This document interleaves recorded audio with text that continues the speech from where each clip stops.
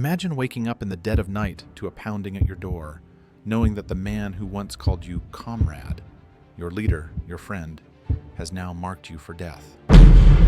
Even Stalin's closest allies weren't safe from his wrath.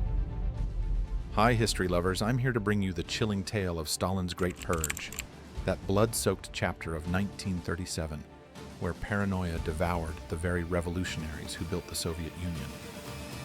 We'll focus on the forgotten victims like Nikolai Bukharin, tortured and executed on fabricated charges of treason, their tragic loyalty exposing the horrors of blind devotion. This wasn't just a political cleansing, it was a betrayal that erased heroes and shocked the world. But was it all Stalin's madness, or something more calculated? Stay tuned to uncover the dark truths, and if you haven't already, hit subscribe for more gripping stories from history's shadows. To understand the nightmare of the Great Purge, we must step back into the turbulent world of early Soviet Russia, a land scarred by revolution, civil war, and the iron grip of emerging totalitarianism. It was the 1920s and early 1930s, a time when the Bolsheviks, those fiery idealists who toppled the Tsar in 1917, were consolidating power under Joseph Stalin. Born in 1878 in Georgia as Yosef Jugashvili, Stalin rose from humble origins, a seminary dropout turned revolutionary bank robber, to become Lenin's successor after the leader's death in 1924. But this wasn't a smooth ascent, it was a brutal power struggle. Stalin's inner circle included men like Nikolai Bukharin, born in 1888 to a middle-class family in Moscow. Bukharin was the intellectual darling of the Bolsheviks, a close friend of Lenin who once called him the golden boy of the revolution in a letter from 1922. He edited Pravda, the party newspaper, and championed the new economic policy, blending socialism with market elements to rebuild a war-torn economy. Alongside him were figures like Grigory Zinoviev and Lev Kamenev, old Bolsheviks who had plotted with Lenin in exile, and Alexei Rykov, a pragmatic administrator. These men weren't just colleagues, they were comrades forged in the fires of underground resistance, sharing exile in Siberia and dreams of a worker's paradise. Yet, beneath the surface, Stalin's paranoia festered. The 1930s brought economic hardships, forced collectivization, starved millions in Ukraine during the Holodomor, and political threats loomed. Stalin, ever the manipulator, saw enemies everywhere. As one contemporary observer, the American journalist Louis Fisher, noted in his 1937 reports, Stalin's fear was not of foreign armies, but of the ghosts of his own past allies. This wasn't mere suspicion. It was a calculated mindset rooted in Stalin's experiences during the Civil War, where betrayal meant death. Debunking a common myth early, many think the Purge started solely with Sergei Kirov's assassination in 1934, often rumored to be Stalin's doing.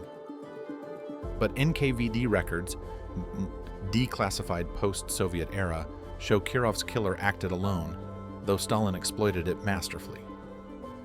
The stage was set for terror, a personality cult elevating Stalin as infallible, secret police, the NKVD under Nikolai Yezhov, and a society primed for denunciations.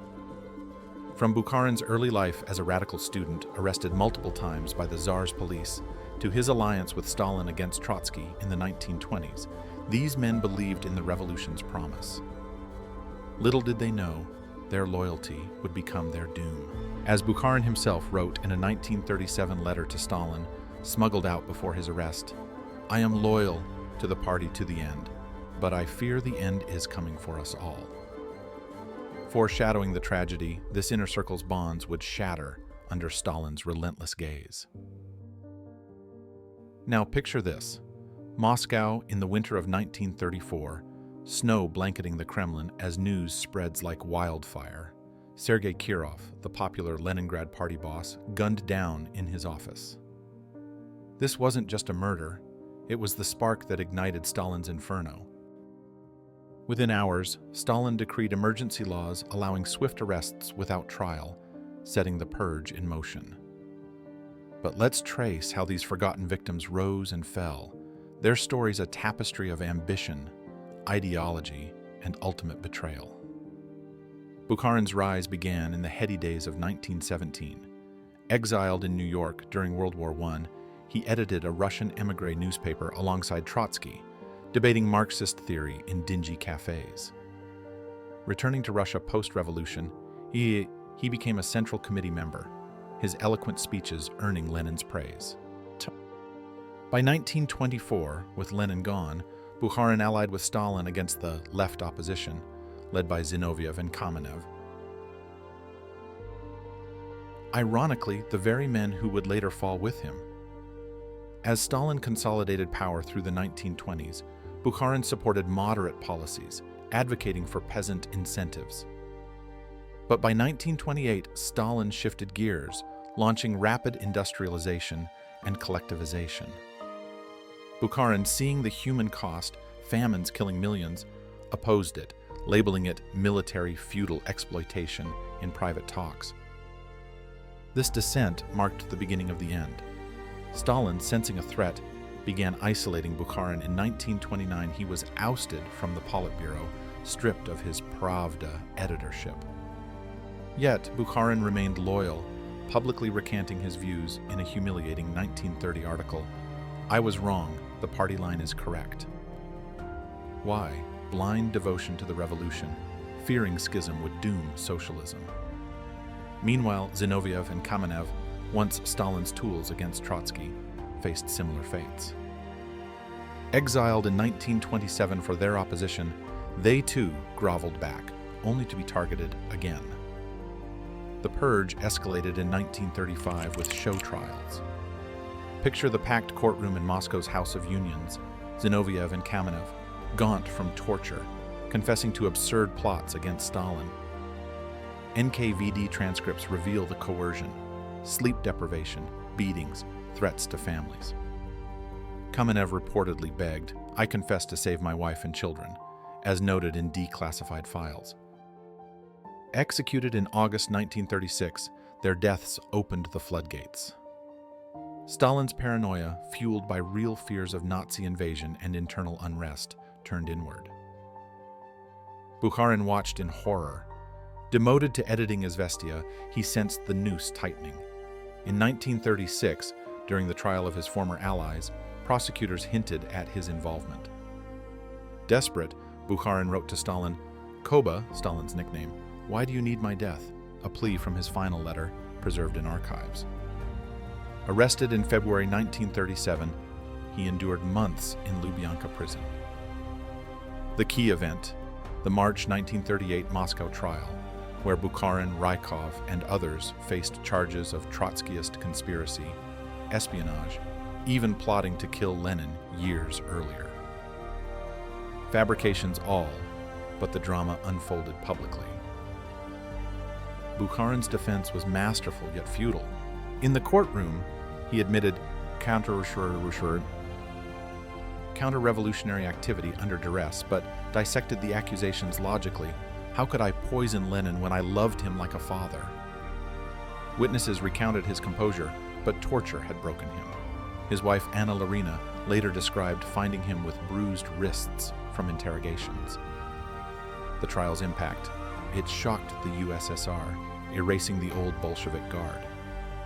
Over 700,000 executed in 1937 to 38, including military leaders like Tukhachevsky, weakening the Red Army before World War II. Political ambition drove Stalin. Eliminating rivals ensured his cult's dominance. But the human toll, families destroyed, like Bukharin's young son sent to orphanages. As one survivor, Nadezhda Mandelstam, wrote in her memoirs, "The Purge didn't just kill bodies, it devoured souls." The climax of this tragedy unfolds in the dim cells of Lubyanka, where the air hung heavy with despair and the echoes of screams.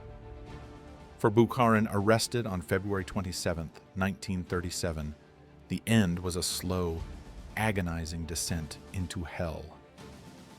Dragged from a Politburo meeting mid-speech, he was thrown into isolation. NKVD interrogators, under Yezhov's orders, subjected him to relentless torture. Not just physical beatings that left him bloodied and broken, but psychological warfare. They threatened his family, his pregnant wife Anna, and infant son Yuri. As Bukharin later confessed in a smuggled note, they said they'd shoot Anna before my eyes if I didn't sign. The tragedy deepened during his 1938 trial. Pale and trembling, Bukharin stood in the dock, his once brilliant mind fractured. Prosecutors hurled wild accusations, sabotage, espionage for Japan, even attempting to assassinate Lenin in 1918. Bukharin, in a final act of defiance, masked as compliance, admitted guilt broadly but refuted specifics. "I plead guilty to the sum total of crimes," he said, as recorded in trial transcripts, "but not to poisoning wells or plotting with fascists." Witnesses described his voice cracking, eyes hollow. The man who debated Lenin now reduced to a shadow. Why confess? Not cowardice, but a desperate bid to save loved ones. Bukharin's last letter to Stalin, dictated from prison. "Joseph, for God's sake, believe me. I am innocent. Let me die knowing my family is safe." Stalin, unmoved, sealed his fate. Sentenced to death on March 13, 1938, Bukharin was executed by firing squad in the Lubyanka basement. Accounts from guards, leaked post-Stalin, paint a harrowing scene. Bukharin wept, begging for mercy, his screams echoing as the shot rang out. His body, dumped in a mass grave at Komunarka, vanished into anonymity. Similar fates befell others. Rykov, Bukharin's co-defendant, endured mock executions before his real one, collapsing in terror. Zinoviev reportedly cried, "Hear, Israel, the Lord is our God," a Jewish prayer from his heritage, before the bullet. The mystery, was it all Stalin's paranoia or calculated genocide? Evidence from declassified memos shows Stalin personally edited confession scripts, fabricating evidence. No poison. Just fear, though some speculate arsenic hastened deaths in prison. Doctors noted Bukharin's nervous exhaustion, but torture's toll was clear. Broken bones, infected wounds. The emotional impact devastates. These men, loyal to the end, died believing in the revolution they birthed. Bukharin's wife Anna survived the gulag to recount his final words. "Tell our son I love the party more than life." Their deaths weren't swift. They were drawn-out agonies, souls crushed before bodies. As the firing squad's smoke cleared, Stalin's betrayal was complete. Friends devoured by the monster they helped create. The legacy of Stalin's purge lingers like a dark cloud over history, a cautionary tale of how unchecked power corrupts absolutely. It decimated the Soviet elite, executing over 680,000 and imprisoning millions, weakening the USSR on the eve of World War II. Many purged generals could have blunted Hitler's invasion. Politically, it cemented Stalin's cult, but at a cost.